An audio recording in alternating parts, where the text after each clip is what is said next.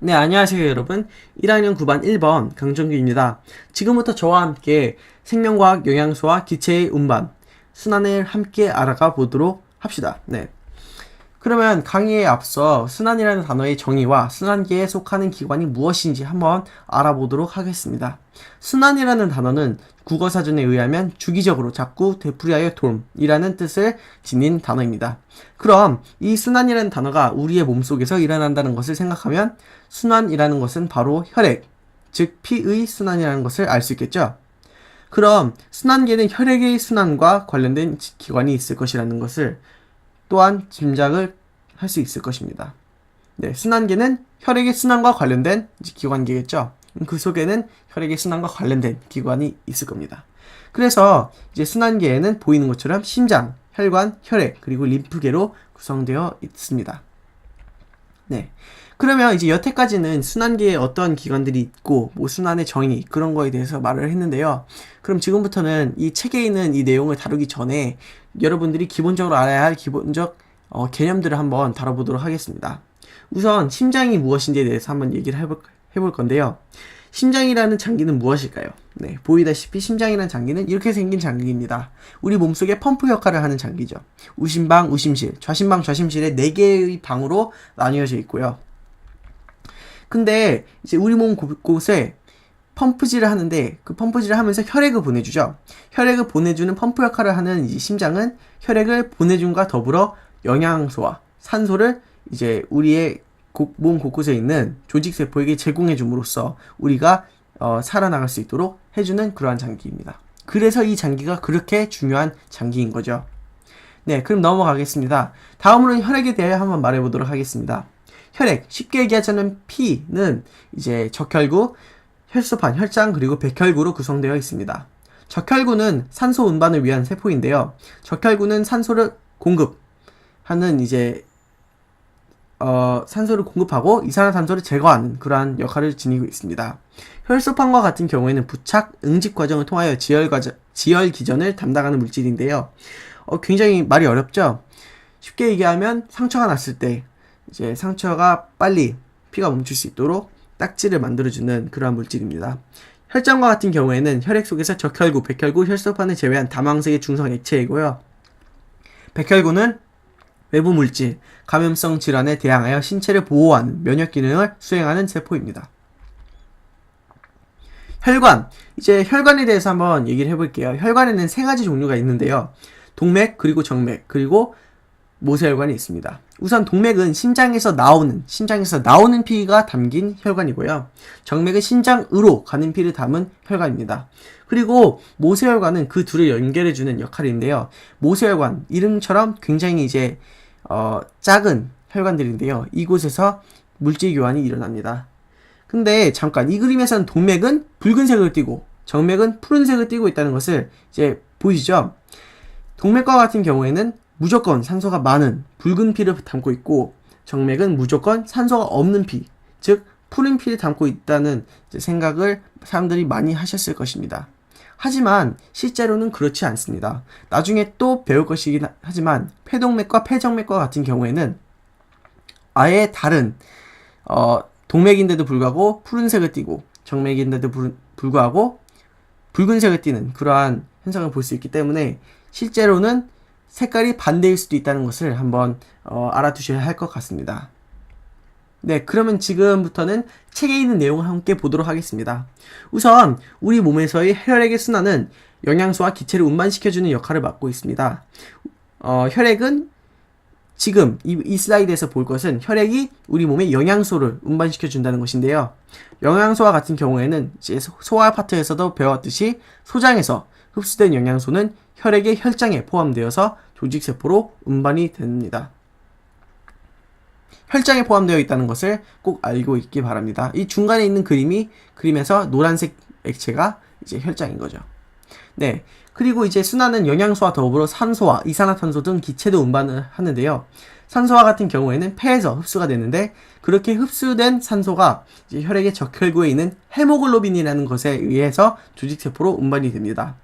아래쪽에 있는 그림에서는 이제 헤모글로빈이 산소와 결합을 하여서 산소 헤모글로빈이 되었다가 조직 주변에서 산소를 분리시켜서 조직세포에게 산소를 공급하는 것을 볼 수 있을 것입니다. 헤모글로빈이라는 것은 이제 산소와 결합을 하는 물질이라고 생각을 하면 돼요. 네, 산소는 적혈구에서 있는 헤모글로빈에 의해서 운반이 된다는 점 꼭 기억해 두시기 바랍니다. 마지막으로 이산화탄소는 조직세포에서 생성이 됩니다. 조직세포에서 이제 에너지를 만든 후에 이제 만들어지는 건데요.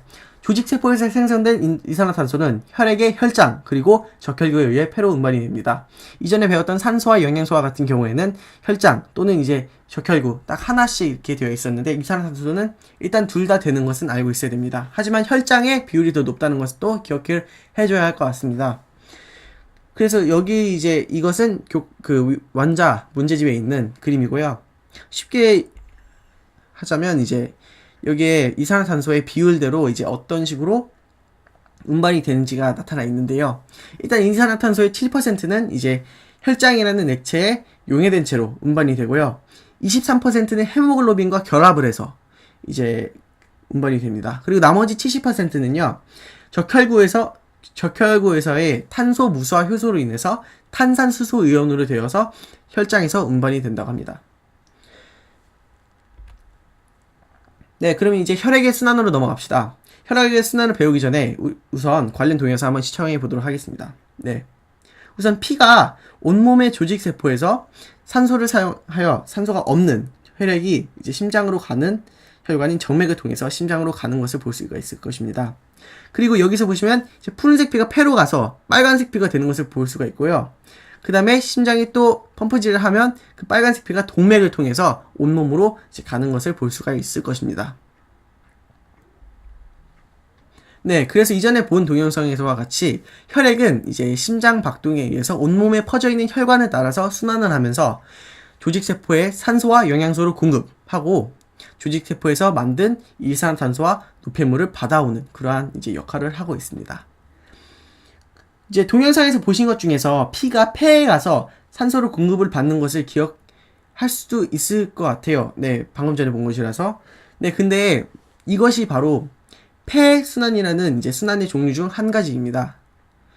순환에서는 이제 여러분이 생각하기에 뭐 하나라고 생각했을 수도 있습니다. 뭐 온몸으로 가는 피가 이렇게 계속 도는 거 이것만 생각하실 수도 있는데요.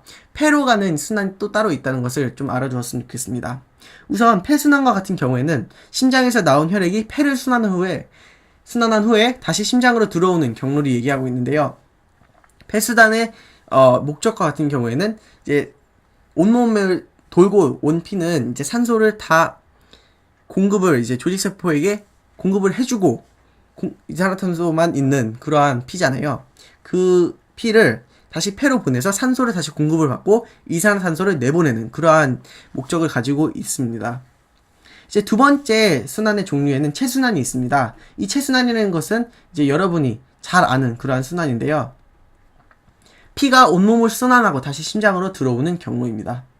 그래서 온몸의 조직세포에 산소와 영양소를 공급을 하고 이산화탄소와 노폐물을 받아오는 그러한 역할을 하는 순환입니다.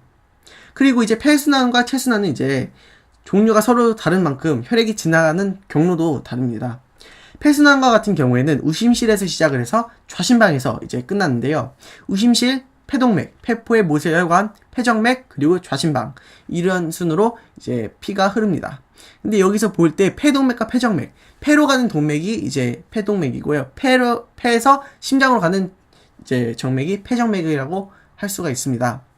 이때는 잘 생각을 하시면 온몸을 돌고 난 피가 가는 것이기 때문에 산소가 없는 푸른 피겠죠. 그래서 폐동맥에서는 푸른 피가 가는 거예요. 그래서 동맥인데도 불구하고 푸른 피가 지나는 것이고요. 폐정맥과 같은 경우에는 폐에서 이제 산소를 공급받고 난 붉은 피가 있기 때문에 폐정맥에서는 정맥인데도 불구하고 붉은 피를 이제 운반을 시켜주는 그러한 혈관이라는 것입니다. 네, 체순환으로 넘어갑시다. 체순환과 같은 경우에는 좌심실에서 시작을 해서 우심방에서 끝나는데요. 좌심실, 대동맥, 온몸의 모세혈관, 대정맥, 우심방 이렇게 이러한 순으로 되어 있습니다. 좌심실에서 펌프가 된 이제 피는 대동맥을 통해서 이제 온몸으로 쭉 퍼지게 되는데요. 온몸의 모세혈관에서 이제 물질 교환을 통해서 산소와 영양소를 공급을 해주고 그다음에 이산화탄소와 노폐물을 다시 받아오는 그러한 역할을 합니다. 그리고 그렇게 받아온 것을 다시 대정맥을 통해서 다시 심장으로 보내는데 그 심장의 어떤 부분 우심방으로 보낸다는 것을 기억해야 할 것 같습니다.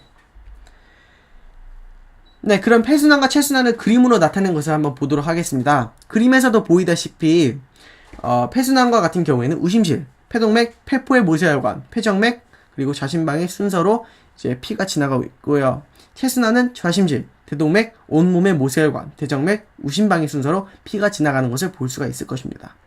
그리고 이제 이것은 좀 부가적인 설명을 하는 것인데요. 오른쪽에 있는 움직이는 사진을 보시면 이제 4개의 방으로 이루어져 있다는 것을 볼 수가 있습니다. 4개의 방이 어떤 방이었죠? 네, 우심방, 우심실, 좌심방, 좌심실 이렇게 되어 있는데요. 보면 위에 있는 2개의 방이 이제 심방이고요. 밑에 있는 2개의 방이 심실입니다. 보시면 심방과 같은 경우에는 심장 내부에서 피를 이제 다른 방으로 보내주는 역할을 하고 있죠. 그리고 심실과 같은 경우에는 펌프질을 이제 직접 해서 심장 외부에 있는 그러한 기관에 피를 보내주는 역할을 하고 있습니다. 그러면 여기서 보기에는 우심실과 같은 경우에는 폐순환을 하기 위해서 폐로 보내는 그러한 이제 심실이고요. 체순환과 같은 경우에는 좌심실에서 펌프질을 해서 온몸으로 보내는 것을 이제 볼 수가 있을 것입니다. 그래서 항상 폐순환과 체순환은 심실로 시작을 하는 거고요. 심방에서 끝나는 거고요.